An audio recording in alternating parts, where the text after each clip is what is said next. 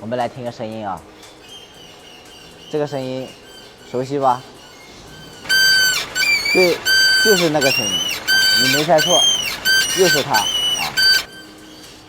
我们上一期不是拍了一个保时捷的，掉出来了。然后呢，这个客户啊，他昨天发微信给我说，他说，我这个也有声音了，要不要抓紧时间修掉？我说啊，有声音你就不要等，马上处理掉啊。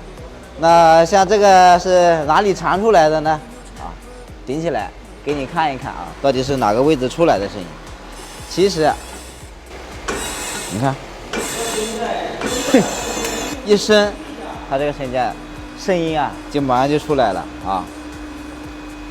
其实很多啊，这个奔驰的 GLC 啊、E 级啊，包括我们的 S 级啊，很多这个问题啊，都会有这样的声音出来。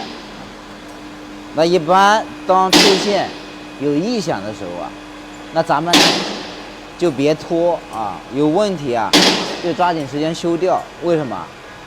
你不修，你拖到后面啊，它问题只会越来越严重，有可能啊，还会影响到其他的东西啊。它这个车呢，声音呢是明显来自于右前方啊，可能这个问题啊已经碰到很多了，但是我们还是要说，还是要跟大家普及一下，特别是我们的客户啊。像出现这个问题呢，就是这根直臂啊，那我们也叫下摆臂啊。来，我们看一下，做个对比，用一个撬棒啊，这样上下撬动的时候，你看到没有？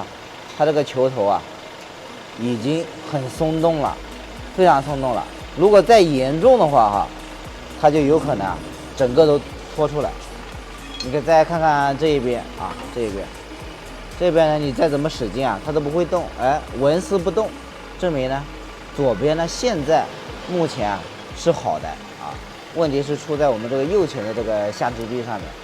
像这种球头啊，我呢是没有本事啊去换的，如果有需要的朋友啊，可以寄到巴铁那边可以重新帮你换一个啊。